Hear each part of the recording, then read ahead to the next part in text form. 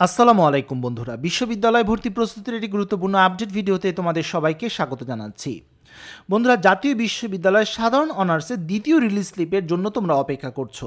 তোমরা অনেকেই প্রশ্ন করেছিলে, ভাইয়া রিলিজ স্লিপ কীভাবে কাজ করে, অর্থাৎ সেকেন্ড রিলিজ স্লিপ কীভাবে কাজ করবে, প্রক্রিয়াটি কেমন, ধাপগুলো নিয়ে অনেকেই জানতে চেয়েছিলে, কোশ্চেন করেছিলে। পাশাপাশি এটাও জানতে চেয়েছিলে কাদেরকে রিলিজ স্লিপ দেওয়া হবে। এর আগের একটি ভিডিওতে আলোচনা করেছিলাম কাদের রিলিজ স্লিপ দেওয়া হবে না এবং কবে নাগাদ রিলিজ স্লিপের কার্যক্রমটি শুরু হতে পারে। তবে বন্ধুরা, সিচুয়েশন তোমরা নিশ্চয়ই জানো যে পরিবর্তন হচ্ছে, বিভিন্ন প্রবলেম দেখা দিয়েছে, তাই নতুন করে বিষয়গুলো আলোচনা করাটা জরুরি। তাই আজকের ভিডিওতে এই বিষয়গুলোর পাশাপাশি আমরা এটাও ধারণা নিব যে কবে নাগাদ এই দ্বিতীয় রিলিজ স্লিপের কার্যক্রম শুরু হতে পারে। তাই ভিডিওটি শুরু থেকে শেষ পর্যন্ত দেখার অনুরোধ করছি। বন্ধুরা, তোমরা যদি আমার চ্যানেলে নতুন হয়ে থাকো অনুরোধ করছি সাবস্ক্রাইব করার। অলরেডি সাবস্ক্রাইব করে থাকলে থ্যাংক ইউ সো মাচ। চলো শুরু করা যাক। প্রথমে যে বিষয়টি নিয়ে আমরা আলোচনা করবো সেটি হচ্ছে দ্বিতীয় রিলিজ স্লিপের প্রক্রিয়া কিভাবে কাজ করে। প্রথমত হচ্ছে, দ্বিতীয় রিলিজ স্লিপে আবেদন করার জন্য তোমাকে অবশ্যই প্রাথমিক আবেদনে 350 টাকা দিতে হবে। তোমরা প্রাথমিক অবস্থায় অর্থাৎ প্রথম দিকে যখন 350 টাকা দিয়ে আবেদন করেছিলে, পাশাপাশি যারা 350 টাকা দিয়ে দ্বিতীয় ধাপে অর্থাৎ দ্বিতীয় পর্যায়ে আবেদন করেছিল, তারা কিন্তু দ্বিতীয় রিলিজ স্লিপে আবেদন করতে পারবে। দ্বিতীয় রিলিজ স্লিপে তুমি সরকারি বেসরকারি কলেজ বাংলাদেশের যে কোনো প্রান্তে যে কোনো কলেজ সিলেক্ট করতে পারবে। 5টি কলেজ তোমরা সিলেক্ট করতে পারবে এবং সেই 5টি কলেজের একাধিক সাবজেক্টে তোমরা আবেদন করতে পারবে। এবং দ্বিতীয় রিলিজ স্লিপে তুমি যদি চান্স পাও সেক্ষেত্রে তুমি ভর্তি হয়ে যেতে পারো, আর যদি চান্স না পাও এক্ষেত্রে কিন্তু আর কোনো সুযোগ নেই, কারণ এরপরে আর কোনো ধাপ নেই। বিষয়টা আরও ক্লিয়ারভাবে বলি। 5টি কলেজের মধ্যে অর্থাৎ সরকারি বেসরকারি যে 5টি কলেজের মধ্যে তোমরা বাংলাদেশের যে কোনো প্রান্তের যে কোনো কলেজ 5টি কলেজ চয়েস করতে পারবে। সেটা যে কোনো বিভাগের যে কোনো কলেজ, তুমি চাইলে একটি বিভাগের একটি কলেজ, আবার অন্য বিভাগে আরেকটি কলেজ, এভাবে তুমি 5টি কলেজ সিলেক্ট করতে পারবে। তবে আমার পরামর্শ, অবশ্যই দ্বিতীয় রিলিজ স্লিপে বেসরকারি কলেজ চয়েস করবে, তাহলে চান্স পাওয়ার পসিবিলিটি অনেকাংশে বেড়ে যাবে। যাদের জিপিএ কম তারা অবশ্যই বেসরকারি কলেজগুলোর মধ্যে যেগুলো উপজেলা ভিত্তিক বেসরকারি কলেজ সেগুলো দেখার চেষ্টা করবে বা সেগুলো চয়েস করবে, তাহলে তোমার চান্স পাওয়াটা অনেকাংশে বেড়ে যাবে। 5টি কলেজের একাধিক সাবজেক্টে আবেদন করতে পারবে। অবশ্যই এখানে তোমাদেরকে জানিয়ে রাখি, নিজের গ্রুপ সাবজেক্টকে আগে দিবে, অন্য গ্রুপ সাবজেক্টগুলোকে পরে দিবে। অর্থাৎ অনেকেই চিন্তা করে গ্রুপ পরিবর্তন করব, কিন্তু দ্বিতীয় রিলিজ স্লিপে যদি গ্রুপ পরিবর্তনের সাবজেক্টগুলো আগে দাও আর তোমার জিপিএ যদি কম থাকে, তাহলে চান্স না পাওয়ার সম্ভাবনাই অনেক বেশি থাকবে। তাই বুঝে শুনেই সিদ্ধান্তটা নেওয়াটা জরুরি। যখন তোমরা এই আবেদনটি সম্পন্ন করে ফেলবে, তখন এই 5টি কলেজ থেকে তুমি একটি কলেজে একটি সাবজেক্টে তোমার চান্স হবে। চান্স যদি পাও তাহলে তুমি চাইলে ভর্তি হয়ে যেতে পারো, আর যদি চান্স না পাও সেক্ষেত্রে আর কিছু করার নেই, কারণ দ্বিতীয় রিলিজ স্লিপের পরে আর কোনো রিলিজ স্লিপ দেওয়া হবে না, অর্থাৎ এটাই সর্বশেষ রিলিজ স্লিপ। আশা করি বিষয়টা বুঝতে পেরেছ। এবার আসি কাদের দেওয়া হবে রিলিজ স্লিপ। প্রথমত, যারা প্রথম দ্বিতীয় বা কোটা মেধা তালিকায় চান্স পায়নি তারা অবশ্যই দ্বিতীয় রিলিজ স্লিপে আবেদন করতে পারবে। যারা প্রথম দ্বিতীয় বা কোটা তালিকায় চান্স হয়েছে কিন্তু সাবজেক্ট এবং কলেজে ভর্তি হয়নি, তারাও আবেদন করতে পারবে। যারা দ্বিতীয় পর্যায়ে 350 টাকা দিয়ে আবেদন করেছিল, তোমরা অনেকেই প্রশ্ন করেছিলে যে ভাইয়া দ্বিতীয় ধাপে যে আমরা যে 350 টাকা দিয়ে আবেদন করলাম, আমাদের কি আলাদা মেধা তালিকা প্রকাশ হবে? না, তোমাদের কোনো মেধা তালিকা প্রকাশ করা হবে না। তোমরা সরাসরি দ্বিতীয় রিলিজ স্লিপে আবেদন করবে।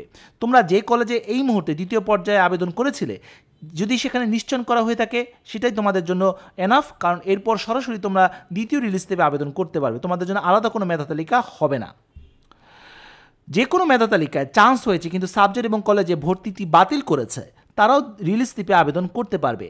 প্রথম বা দ্বিতীয় পর্যায়ে 350 টাকা দিয়ে যারা আবেদন করেছে তারা অবশ্যই এখানে আবেদন করতে পারবে। অনেকেই প্রশ্ন করেছিল, ভাই আমি তো প্রথমে 350 টাকা দিইনি, দ্বিতীয় পর্যায়ে যখন আবেদন কার্যক্রম শুরু হলো তখনও 350 টাকা দিয়ে আবেদন করিনি, এখন আমি নতুন করে আবেদন করতে পারবো বা রিলিজ স্লিপে আবেদন করতে পারবো? না, তুমি পারবে না। অবশ্যই 350 টাকা দিয়ে প্রথম বা দ্বিতীয় পর্যায়ে আবেদন করতেই হবে, তারাই রিলিজ স্লিপে আবেদন করতে পারবে। প্রথম রিলিজ স্লিপে আবেদন না করে থাকলে তুমি দ্বিতীয় রিলিজ স্লিপে আবেদন করতে পারবে। অনেকেই প্রশ্ন করেছিল, ভাইয়া আমি প্রথম বা দ্বিতীয় মেধা তালিকায় চান্স পাইনি বা কোটাতেও চান্স পাইনি, কিন্তু ভুল ক্রমে আমি প্রথম রিলিজ স্লিপে আবেদন করিনি, সেক্ষেত্রে আমি কি দ্বিতীয় রিলিজ স্লিপে আবেদন করতে পারবো? হ্যাঁ, তুমি চাইলে দ্বিতীয় রিলিজ স্লিপে আবেদন করতে পারবে, এতে কোনো সমস্যা হবে না। এখন প্রশ্ন আসতে পারে, ভাইয়া রিলিজ স্লিপ আবেদনটি কখন শুরু হবে? এখনও নির্দিষ্ট করে বলাটা খুবই কঠিন, কারণ তোমরা জানো সিচুয়েশন কিন্তু আবার অন্যদিকে যাচ্ছে এবং বিভিন্ন সমস্যা দেখা দিচ্ছে। শিক্ষার্থীদের আন্দোলন এবং পরিস্থিতি স্বাভাবিক হলেই মূলত বলা যাবে যে তোমাদের রিলিজ স্লিপের কার্যক্রম কবে নাগাদ শুরু হতে পারে।